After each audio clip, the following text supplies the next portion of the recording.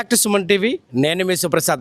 జనసేన పార్టీని క్షేత్రస్థాయి నుంచి మరింత బలోపేతం చేసేందుకు ఆ పార్టీ అధినేత రాష్ట్ర ఉప ముఖ్యమంత్రి పవన్ కళ్యాణ్ సరికొత్త కసరత్తు ప్రారంభించారు. పార్టీ కోసం కష్టపడిన వారికి తగిన గుర్తింపునిస్తూ సమర్థులైన జన సైనికులను వీర మహిళలతో సరికొత్త కమిటీలను నియమించే ప్రక్రియకు శ్రీకారం చుట్టారు. ఈ నేపథ్యంలోనే పోలవరం జిల్లాలో పర్యటించిన జనసేన కీలక నేత ఎమ్మెల్సీ నాగబాబు సంచలన వ్యాఖ్యలు చేశారు. జనసేన పార్టీ శ్రేణుల్లో సరికొత్త జోష్ నింపేలా సంస్థాగత కమిటీల ఏర్పాటుకు అధిష్టానం వేగంగా అడుగులు వేస్తుందని, మండల స్థాయి నుంచి పార్లమెంటు స్థాయి వరకు అలాగే వివిధ శాఖలకు సంబంధించిన సమర్థులైన జన సైనికులను వీర మహిళలను ఎంపిక చేసేందుకు ప్రత్యేక కసరత్తు మొదలైందన్నారు.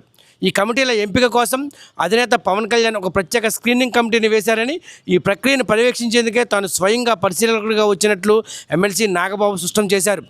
2014 నుంచి పార్టీ కోసం ఎన్నో కష్ట నష్టాలు వచ్చి అండగా నిలిచిన ప్రతి ఒక్కరికి ఈ కమిటీలలో యాక్టివ్ పొజిషన్ కల్పిస్తామని నాగబాబు హామీ ఇచ్చారు. నియోజకవర్గ రాష్ట్ర స్థాయిలో నియమించే ఈ కమిటీల వివరాలను స్వయంగా పవన్ కళ్యాణ్ పరిశీలించి ఆగస్టు నెలలో తుది ఆమోదం తెలుపుతారని ఆయన వెల్లడించారు.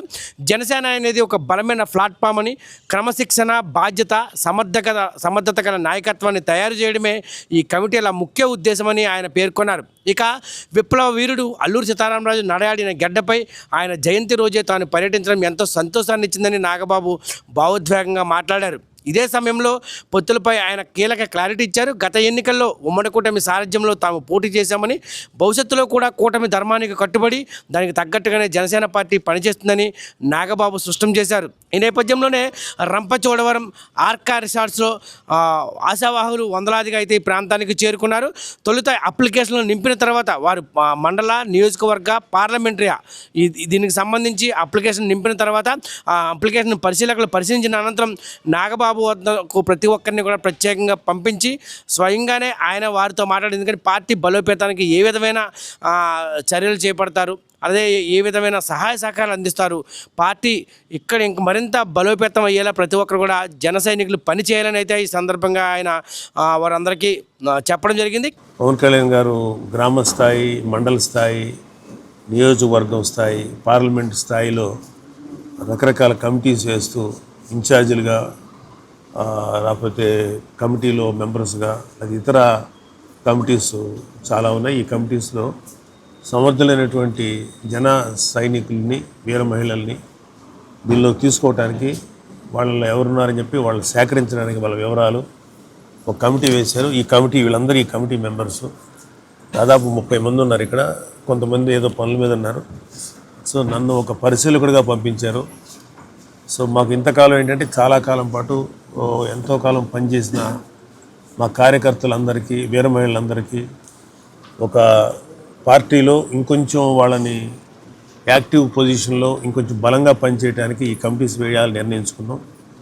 ఆంధ్రప్రదేశ్ అంతా ఒక 25 పార్లమెంటరీ నియోజకవర్గాల్లో చాలా ఒకేసారి భారీ స్థాయిలో మేము ఈ కమిటీస్ వేస్తున్నాం. అంతకుముందు ఉన్న కమిటీస్ ఎన్నున్నా సరే ఇది ఒక అథెంటిక్గా స్వయంగా పవన్ కళ్యాణ్ గారే పర్యవేక్షిస్తారు. ఎవరెవరైతే ఈ కమిటీస్లో వాళ్ళ పేర్లు ఇచ్చారో రకరకాల పొజిషన్స్కి కమిటీస్లో, వాళ్ళందరినీ ఆయనే దగ్గరుండి పర్యవేక్షించి వాళ్ళని సెలెక్ట్ చేసుకోవడం జరుగుతుంది.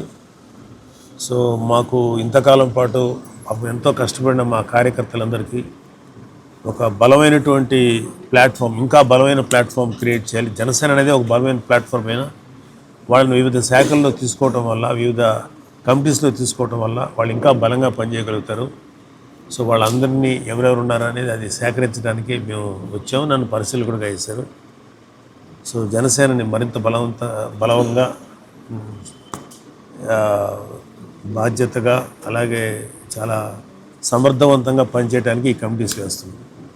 కమిటీ మెంబర్స్ ఉంటాయి, సేవాదళం ఉంటుంది, మీడియా ఉంటుంది, సోషల్ మీడియా ఉంటుంది, అలాగే పర్యావరణం, ఇలాగ అనేక కమిటీస్ ఉన్నాయి.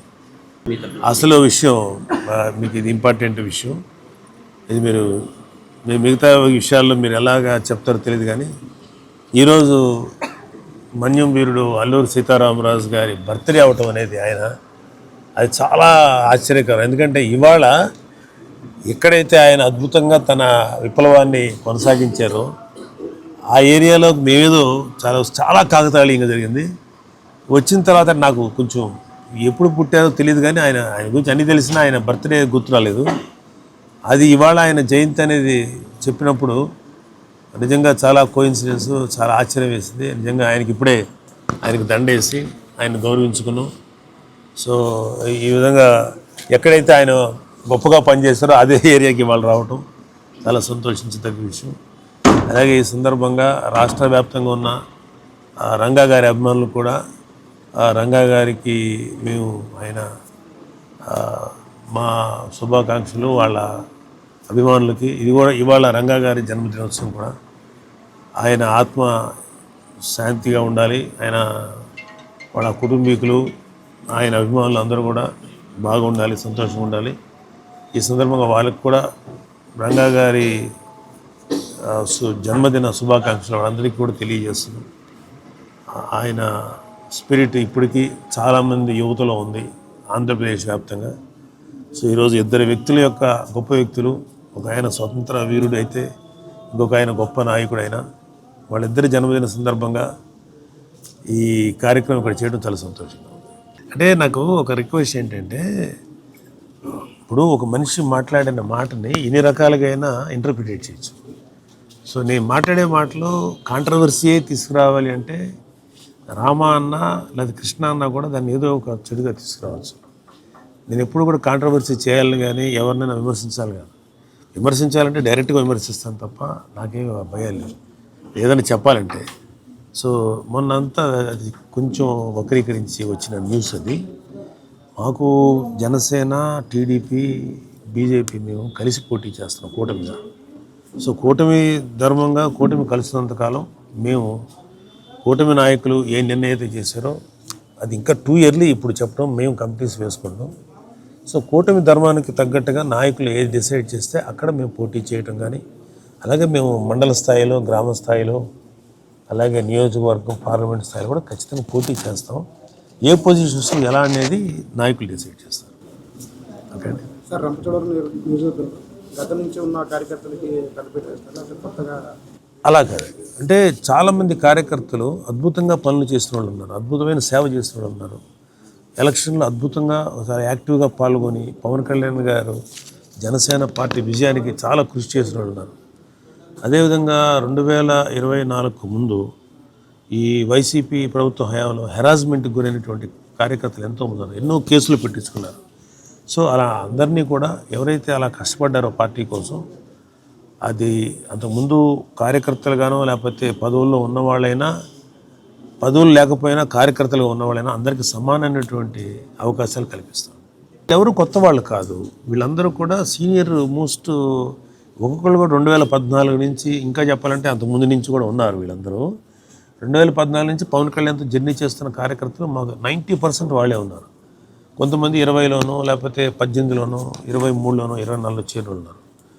సో ఓవరాల్గా ఎక్కువ 90% వాళ్ళే ఉన్నారు. సో అంతకాలం పాటు ఉండి వాళ్ళకు ఒక మంచి ప్లాట్ఫామ్ క్రియేట్ చేసి వాళ్ళ బలాన్ని ఇంకా పెంచడానికి ఈ కమిటీస్ చేస్తారు. సో అందరికీ సమానమైన అవకాశాలే ఉంటాయి. కెమెరా పర్సన్ దుర్గప్రసాద్తో శివప్రసాద్, సుమన్ టీవీ, రంపచోడవరం నియోజకవర్గం, పోలవరం జిల్లా.